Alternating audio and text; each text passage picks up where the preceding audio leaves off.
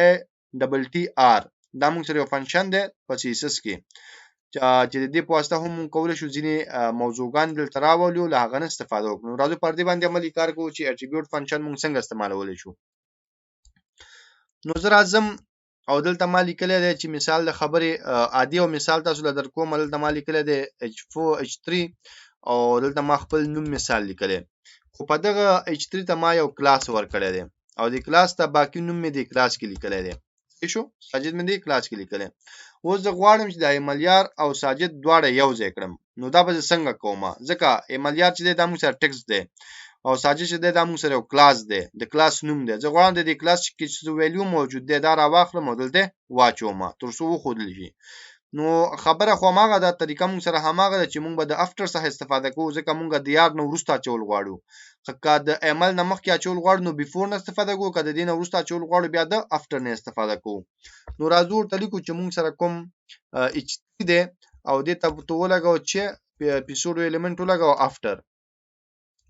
افټر به موږ سره ولګي او دې کې به موږ چې لیکو کنټینټ به لیکو او کنټینټ به موږ سره سوي کنټینټ به موږ سره اټریبیوټ وي همدغه اټریبیوټ فنکشن لیکو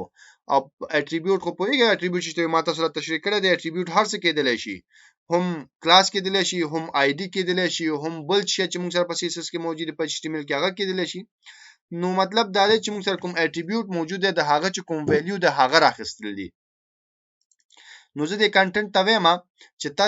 چې کوم ویلیو راځي هغه به د اټریبیوټ فنکشن نه راځي او د اټریبیوټ فنکشن کې به ویلیو کوم ځین راځي هغه به د کلاس نه راځي نو زه ورته لیکم چې ته ویلیو راواخله کوم ځین کلاس نه راواخله نو دا به موږ سره ویلیو راواخلي کلاس نه او د دې نه وروسته یعنی زما د نوم وروسته به ورواچي او چې کله زه راشم براوزر ته دا سیف کړم ریلوډ کړم نو ګوره کوم ساجد شو هغه هم دلته موږ سره اضافه شو که زه دا راشم CSS ته دا کمنټ کړم سیف وکړم نو دلته موږ سره یوازې ایملیار دی خو دلته موږ سره ساجد شته دی خو هغه په دې کلاس اټریبیوټ کې لیکل شوی دی د کلاس نوم دی زه غواړم د کلاس نوم راواخلم او دلته ورواچوم نو هغه موږ څنګه کوو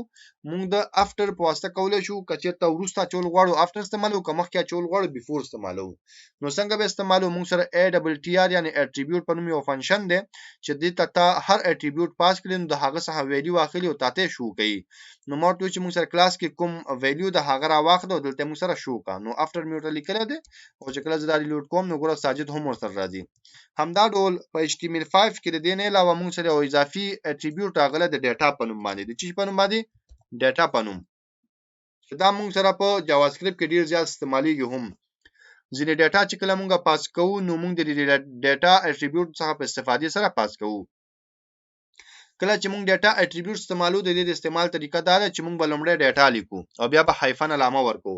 داغه له وروسته استا خوخه چې هر نوم ورکول غواړي هغه د کار خپل دی مثال ډول کیپشن ورکول غواړم دا یا کیپشن یا ورته لیکل غواړم چې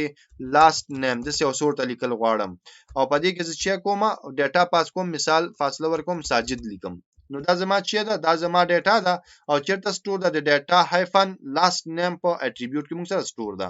دا ډیټا اټریبیوټ راغله هم د دې خاطر دی چې موږ وکولای شو ډیټا پاس کړو او د اټریبیوټ په واسطه هغه ترلاسه کړو دا کوم اټریبیوټ فنکشن چې د په واسطه ترلاسه کړو او باقي جاوا سکرپټ له خیره ورسېږي بیا تاسو پوهیږئ د دې موږ سره استعمال څونه زیات دی ځکه موږ چې کوم ډیټا پاس کوو هغه موږ د همدغه ډیټا اټریبیوټ په واسطه پاس کوو کولای شو هغه ترلاسه کړو نو اوس مورتوي چې موږ سره کومه ډیټا ده د لاست نیم دی کې موږ سره ساجد سٹور دی دا اوس موږ راخستل غواړو د ملیار نه ورسته شو کول غواړو نو موږ به شي کوو موږ به بیا هم راځو مثال ورته چې موږ سره کوم H3 ده د دې څخه ورسته د H3 کې څه لیکل شوی د دې نه ورسته به ته چیو کې د دې نه ورسته به ته والي کنټینټ او دا کنټینټ کې به چی وا چې اټریبیوټ فنکشن کال کومه په دې کې زه ورته چې ته ډیټا او لاست نیم به پکې واچي لاست نیم یو لا پاس کو سیو می کو چې کله راشي مې ریلوډ کړم نو ګوره دلته موږ سره ساجد راغی ایملیار خو سید موږ سره په دې ټیګ کې لیکل شوی دی خو ساجد چې دی هغه موږ سره د ډیټا لاست نیم څخه ترلاسه شو دلته موږ سره شو